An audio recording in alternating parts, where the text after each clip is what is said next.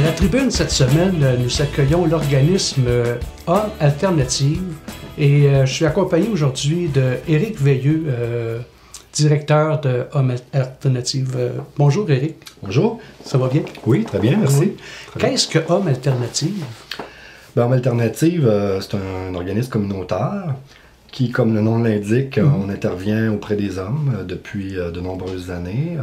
Au départ, Hommes Alternatives était exclusivement dédié à la violence conjugale, donc à l'intervention avec les hommes qui ont des problèmes de violence conjugale et familiale, donc avec la conjointe, avec les enfants.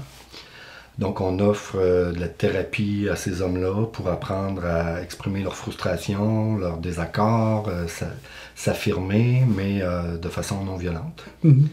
Au fil des ans, depuis environ 2002, on a développé un autre volet qu'on appelle le volet Hommes en difficulté, dans lequel on vient en aide aux hommes, mais qui ont d'autres difficultés que des problèmes de violence, donc des difficultés personnelles, relationnelles, estime de soi, difficultés de communiquer, rupture, par exemple, ce genre de choses-là. Des problèmes pour lesquels là, il n'existe pas de ressources spécialisées. Si un homme a un problème de toxicomanie, il y a des ressources spécialisées pour ça, mais sinon, c'est une alternative pour les hommes qui, justement, n'auraient pas les moyens de consulter au privé, par exemple, ou ce genre de choses-là. Alors, ils peuvent venir nous rencontrer et on va faire un bout avec eux pour les supporter dans les difficultés qu'ils vivent. D'accord. Et depuis quand cet organisme-là a vu le jour? Hommes Alternatives est né en 1986. Au départ, le nom légal était Halte Boisfranc. On a été connu par plusieurs sous le nom de Halte Boisfranc. Depuis plusieurs années maintenant, on a pris le nom de Hommes Alternatives pour le quotidien. Donc oui, depuis 1986, la fondation. Et pouvez-vous élargir sur quels sont les services que vous offrez? Première chose, c'est qu'on va rencontrer évidemment chaque homme individuellement pour évaluer sa situation, évaluer au niveau de la violence, entre autres, est-ce qu'il y a une reconnaissance minimale, est-ce qu'il y a une reconnaissance de sa responsabilité, parce que reconnaître que j'ai des comportements violents, que ce que j'ai fait, c'était pas correct, c'est une chose. Reconnaître que j'en suis responsable et que c'est à moi de changer ça, c'est une autre affaire. Alors nous, on va vérifier minimalement, est-ce que tu reconnais que ce que tu as fait est un comportement violent? Est-ce que tu reconnais que tu es responsable, toi, de ne plus agir de comportements comme ceux-là? Et est-ce que tu es motivé, mobilisé à entreprendre une démarche sérieuse, rigoureuse pour mettre fin à ces comportements-là? Alors tout ça va se faire en individuel au départ. Par la suite, il y a la possibilité de faire une thérapie de groupe. Donc, on va inviter le gars à se joindre à d'autres gars qui ont aussi des problématiques de violence dans leur rapport conjugal ou avec leurs enfants. Et là, ça va être à ce moment-là travailler au niveau du groupe. On fait la même chose au niveau des hommes en difficulté. On va les rencontrer en individuel au départ, regarder leur situation, voir s'ils sont au bon endroit, si on peut répondre à leurs besoins. Et après ça, il y a aussi la possibilité de joindre une thérapie de groupe. Comme autre service, on fait de la prévention, parce que ça, c'est important aussi, déjà, de rencontrer les jeunes gars, les jeunes femmes. Ce qui est intéressant, c'est qu'on le fait en collaboration avec les organismes pour femmes. Soit la Volte-Face, la maison d'hébergement, soit la maison des femmes de Victoriaville. Et on va rencontrer les ados, secondaire 4, secondaire 5, leur parler de violence dans la relation amoureuse, défaire certains mythes, certains préjugés, les informer d'à quel point ça peut être subtil, la violence, à quel point ça peut être pernicieux, qu'on peut en être victime, qu'on peut en faire vivre de la violence sans même en être pleinement conscient, parce que pour nous autres, c'est un peu normal, puis c'est pas plus grave, ou c'est pas... Alors ça, c'est bien important pour nous de sensibiliser les jeunes. À un certain âge, secondaire 4, secondaire 5, commencent à avoir des blondes plus sérieuses. Alors c'est là le bon moment, on pense, pour venir leur parler de cette problématique-là. Alors ça, on le fait depuis de nombreuses années là, dans plusieurs écoles secondaires de la commission scolaire. C'est vraiment extraordinaire, ça. Et puis, il y a aussi la violence qu'on peut se faire à soi-même. Oui, aussi bien entendu. Et évidemment, dans toutes sortes de contextes, ça peut même aller plus loin, on le sait. Au niveau des hommes, le taux de suicide est alarmant au Québec. Le taux de suicide est alarmant au Québec, encore plus au niveau des hommes. Alors c'est sûr qu'au-delà de tous les comportements qui peuvent être parfois inacceptables. Il y a aussi, par exemple, en arrière de ça, de la souffrance. Et il faut aussi prendre cette souffrance-là en considération, la traiter. Et oui, évidemment, dans un but ultime d'éviter, oui, la violence envers soi-même, mais voire même le suicide. Exact. Puis la violence envers soi-même, ça peut être aussi subtil que de fumer la cigarette. Oui, d'une certaine façon. Je sais que ça me fait du tort, mais je fume pareil. Ouais. C'est une forme de violence. Une certaine forme. Un manque d'amour envers soi-même. Oui, on pourrait presque le dire comme ça, oui. Tu sais, c'est subtil, hein? Oui, oui. Puis, malgré soi, quand on est dur envers soi-même, ben on est aussi dur envers les autres. C'est souvent le cas. C'est très souvent le cas. C'est très souvent le cas que si moi, ben, tout doit être parfait, puis tout, ben, évidemment, je m'attends à ce que tout soit parfait pour tout le monde. On voit l'inverse aussi. On voit beaucoup, ça m'arrive souvent de dire à un gars, par exemple, qui est extrêmement exigeant envers lui-même, ben, es-tu exigeant de même envers tout le monde? Serais-tu exigeant de même envers ton enfant? Serais-tu exigeant de même? Souvent, avec un petit sourire, on me dit non. Ou à la limite, l'autre affaire qui est intéressante, c'est est-ce que tu accepterais que quelqu'un soit exigeant de même envers toi? Toi, tu te pardonnes aucune erreur, tu te pardonnes aucune défaillance. Si quelqu'un était toujours à côté de toi, dire qu'est-ce que tu as fait là, puis est-ce que tu accepterais ça? Puis, encore une fois, qu'un sourire, non, ça me taperait ses nerfs, puis je le remettrais à sa place rapidement. Alors pourquoi, toi, tu t'infliges ça? Pourquoi, toi, tu es toujours en train de t'auto-dénigrer ou de t'exiger toujours plus? Alors ça aussi, oui, on voit les deux dynamiques. Oui, hein? Ouais. Puis cette violence-là, est-ce que ça vient de notre éducation ou... Ça peut venir évidemment de toutes sortes de choses. Évidemment, on s'entend que nous, notre définition de la violence conjugale, la violence familiale, c'est que c'est toute tentative, aussi subtile soit-elle, de contrôler l'autre, de dominer l'autre, d'avoir du pouvoir sur une situation.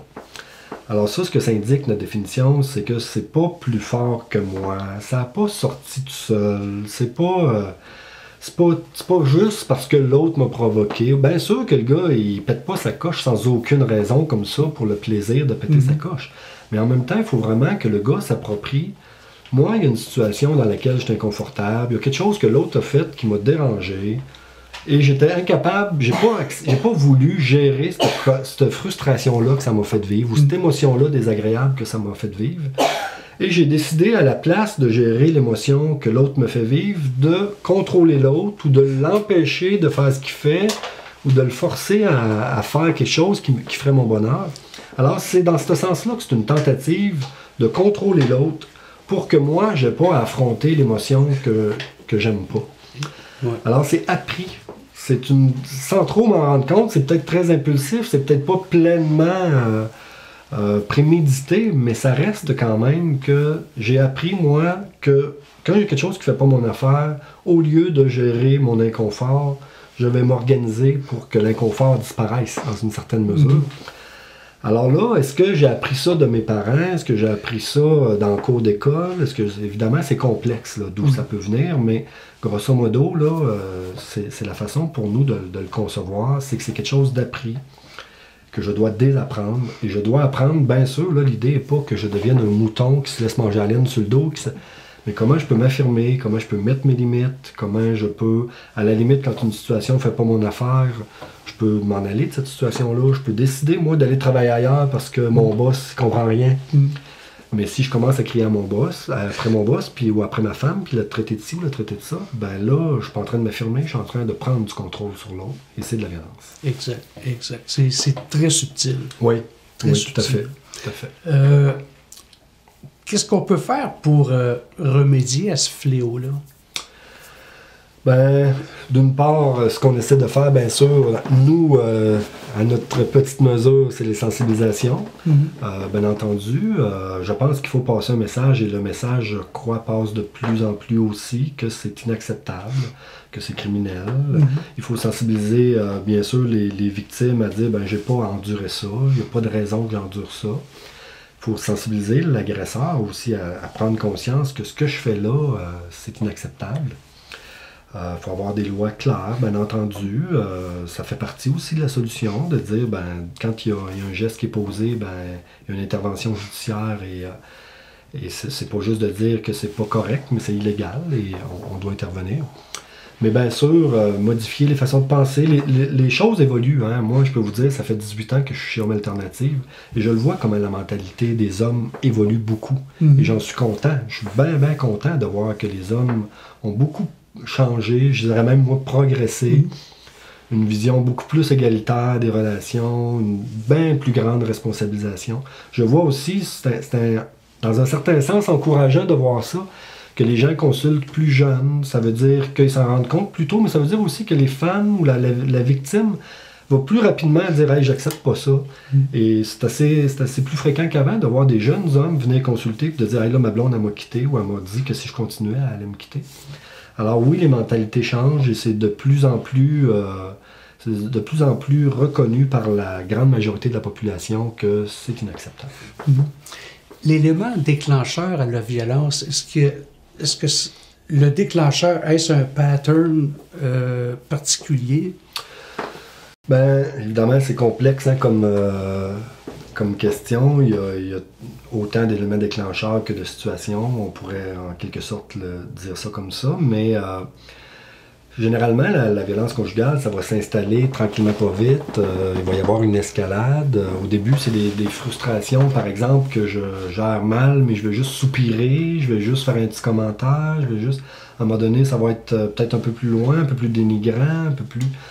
alors, c'est sûr que, oui, en quelque sorte, on pourrait dire, l'élément déclencheur, c'est toujours une frustration, c'est toujours une insatisfaction. Mais...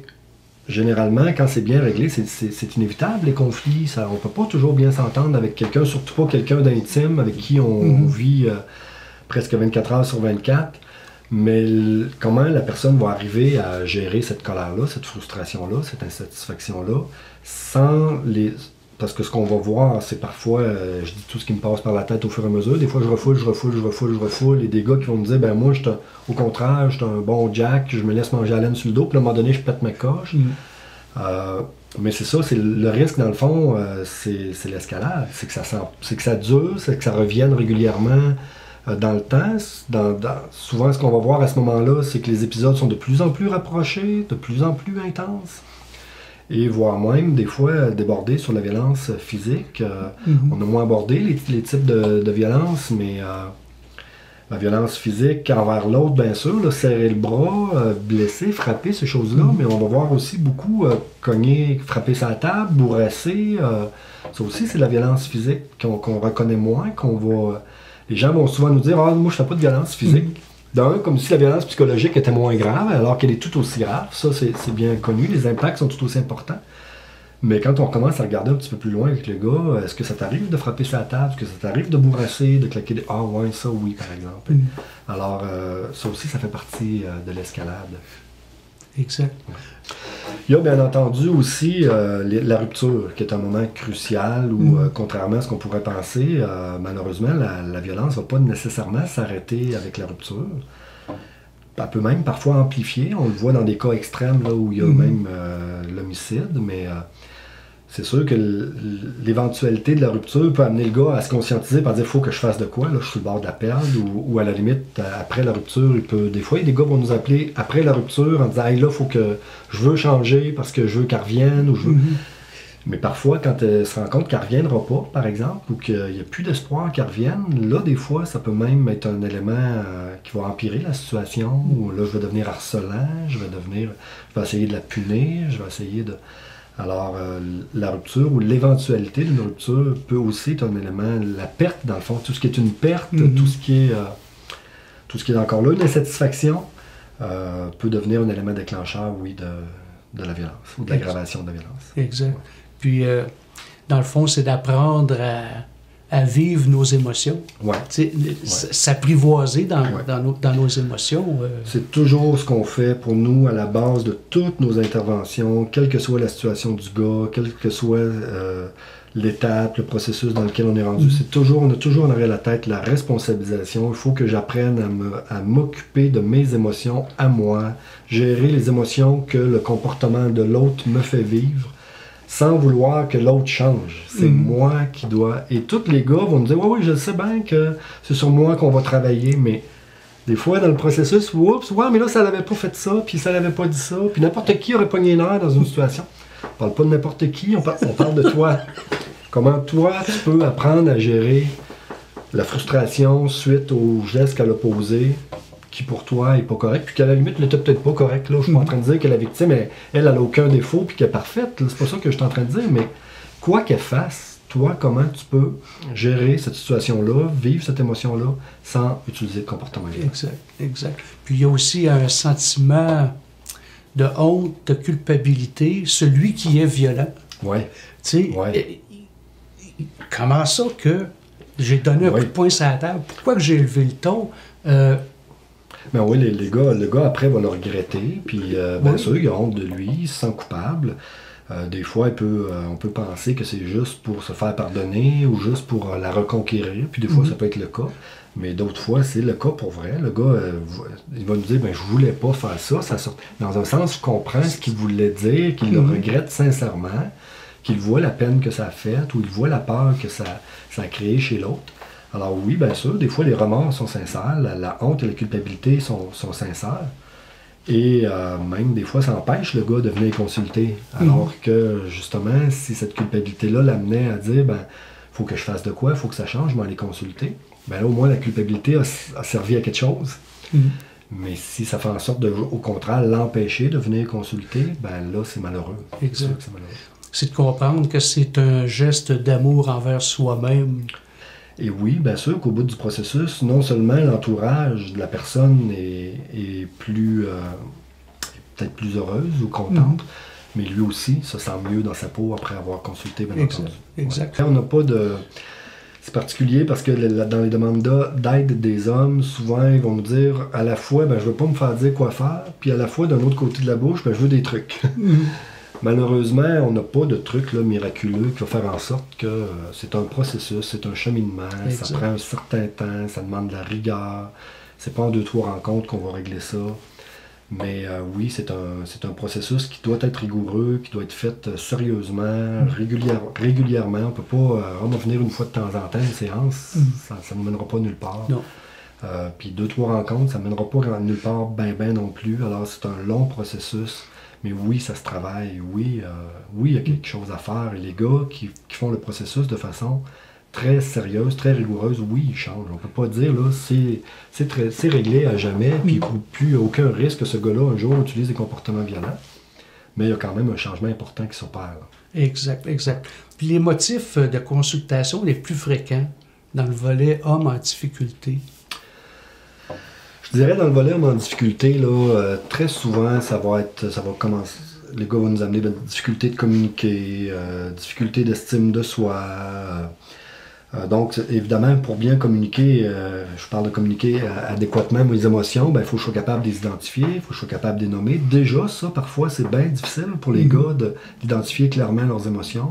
Alors, ils vont nous dire, ben, j'ai de la misère avec mes émotions, de la misère à les exprimer, de la misère à communiquer sainement avec l'autre. On va voir souvent, malheureusement aussi, des hommes qui vont consulter suite à une rupture. Et là, qui vivent ça difficilement, qui ont besoin de support à ce niveau-là. Des problèmes au travail, par exemple, avec soit des collègues, soit avec l'employeur. Un changement dans la situation, là, par exemple un déménagement, ou par exemple suite à une rupture, je reviens en rupture, mais ça peut être j'ai perdu la garde des enfants, ou là on est dans des histoires de discussion de garde des enfants. Alors c'est beaucoup ce genre de motif-là qui va amener les hommes à nous consulter dans le volet homme en difficulté. OK. Les hommes ont-ils des attentes ou des besoins spécifiques lorsqu'ils consultent? Ben, j'en glisse un petit peu un mot tantôt. Hein. C'est sûr que le gars va souvent débarquer dans l'espoir qu'en 3-4 rencontres, on va trouver des solutions, des trucs, des moyens qui vont faire en sorte qu'ils vont retourner chez eux puis ça va être correct. Malheureusement, des fois, ils sont déçus de voir qu'on n'a pas ça, une boule de cristal ou une baguette magique ou des trucs infaillibles. Et c'est souvent là que ça va être un moment charnière. Si le gars est capable, malgré cette déception-là, de voir que ouais, je m'embarque dans quelque chose d'un peu plus long, d'un peu plus complexe que ce que j'aurais souhaité, mais je vais le faire. Ben là, des fois, on va être surpris d'avoir des longs processus. Le gars peut consulter bien longtemps, bien plus longtemps qu'il l'aurait cru. Et ça, nous autres, on en est bien contents quand le gars réussit à aller au-delà de ça. Comme je disais, ben, la ligne est mince entre je veux des trucs, mais je veux pas me faire dire quoi faire. Alors, c'est tout là l'art à la fois de le guider sans lui donner, on l'a pas de toute façon la bonne réponse, mais sans lui dire c'est ça qu'il faut que tu fasses, mais en même temps, oui, le gars il veut être guidé aussi, il veut avoir des pistes, alors ça c'est le juste milieu, l'art de répondre adéquatement aux besoins de ce gars-là, mais effectivement, pour nous, c'est bien important de clarifier ça au départ, on n'a pas de trucs... C'est difficile de changer de manière de vivre, de manière de penser. Ouais. C'est comme un alcoolique qui va chez Alcoolique Anonyme. Il voudrait bien arrêter de boire, mais avant qu'il absorbe tout le cheminement, puis on ne peut pas le mettre de côté plus tard après. Là. Ouais, c'est une nouvelle manière de vivre. Tout à fait. C'est pas... on le voit d'ailleurs, ce que tu dis là, ça me mène à... Des gars, des fois, vont venir faire un petit bout. Et nous, on a toujours l'espoir que si on a semé une graine, ou si on a... Le gars va venir, 2-3 rencontres, il est un peu... pour toutes sortes de raisons, il décide d'arrêter. Parce qu'il est insatisfait, ou parce que, exemple, sa blonde est revenue, ou parce que le problème est réglé. Et bon, on n'a plus de nouvelles de ce gars-là pendant un bon bout de temps. Des fois, 1 an et demi, 2 ans après, il va nous rappeler. « Hey, te souviens-tu de moi? Je t'allais consulter il y a 2 ans. Je pensais que c'était correct, que je pensais que c'était réglé, mais là, oups, je me rends compte que les vieux patterns reviennent, ça recommence. » Ou, exemple, avec mon ex-conjointe, je me disais souvent, c'est elle qui me provoque, ou c'est elle qui me cherche. Là, j'étais avec une nouvelle conjointe, ça se reproduit encore. Oups, là, c'est peut-être pas juste l'autre, il y a peut-être moi qui ai un bout de temps. Alors, on va voir des gars qui vont reconsulter une 2e fois, une 3e fois, une 4e fois.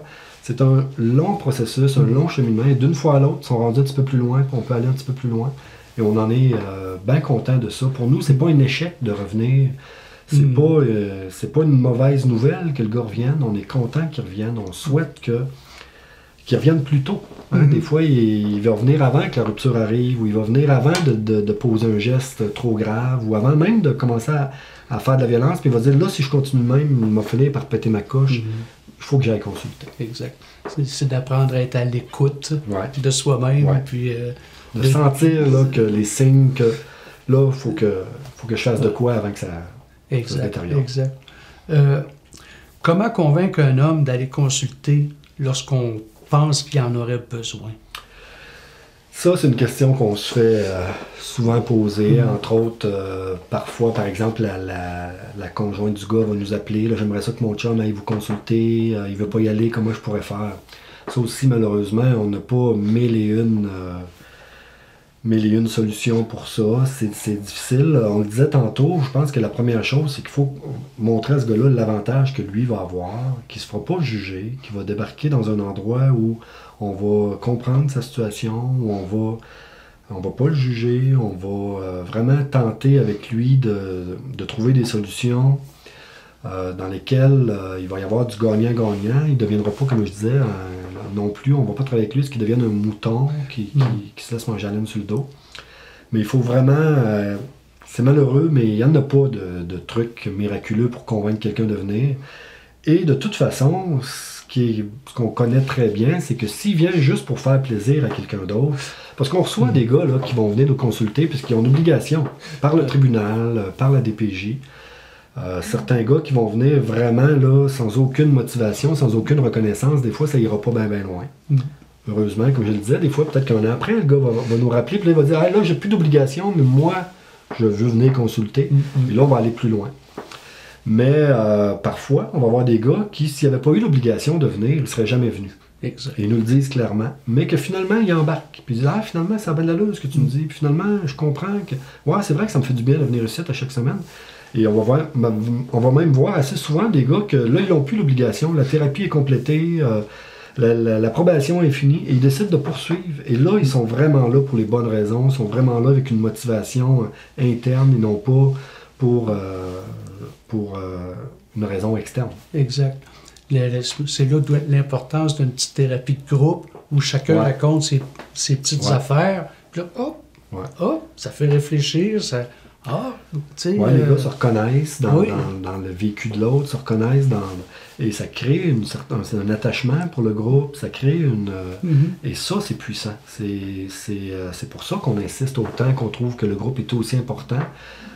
Il va se dire là à peu près les mêmes choses qu'il va se dire peut-être en individuel de la part des thérapeutes. Là, on n'est pas plus intelligent en groupe qu'en individuel, mais le partage avec les autres gars, de se sentir compris par les autres gars, de sentir qu'il n'y a pas juste moi qui me sent de même, l'autre aussi se sent de même, l'autre aussi vit des affaires semblables à moi. Ça, c'est très, très riche. Exact. Très, très riche. Ça devient quasiment comme une drogue de vivre ses émotions, là, tu sais, là. Puis là, c'est comme, wow, je viens de vivre une émotion, là, tu sais. Puis, tu sais, je me sens respirer. Je me sens mieux après. Oui, oui. Ouais. Quelle région desservez-vous? En fait, on dessert là, toute la MRC d'Arthabasca, toute la MRC de l'Érable. OK. Évidemment, si, par exemple, quelqu'un d'une autre région, pour toutes sortes de raisons, parce qu'il est connu ou quoi que ce soit, il n'est pas à l'aise d'aller consulter dans sa région, ben, s'il est prêt à se déplacer pour venir chez nous, on va l'accepter quand même.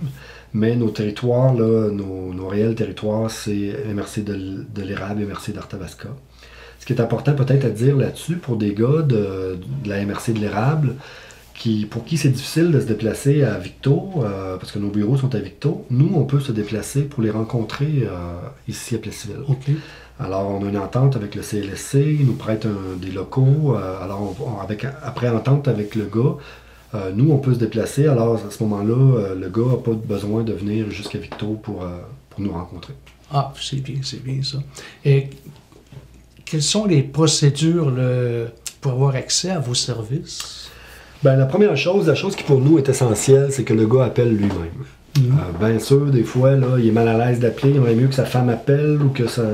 Nous, on veut absolument parler à ce gars-là directement au téléphone. De un, pour évaluer, d'une part, là, y a-t-il un début de reconnaissance, un début de responsabilisation, bien entendu.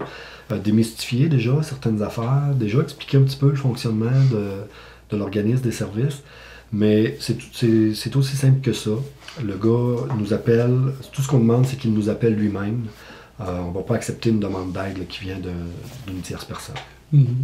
Avez-vous un numéro de téléphone qu'on peut vous joindre? Oui, un numéro assez facile à retenir, 819-357-5757. D'accord.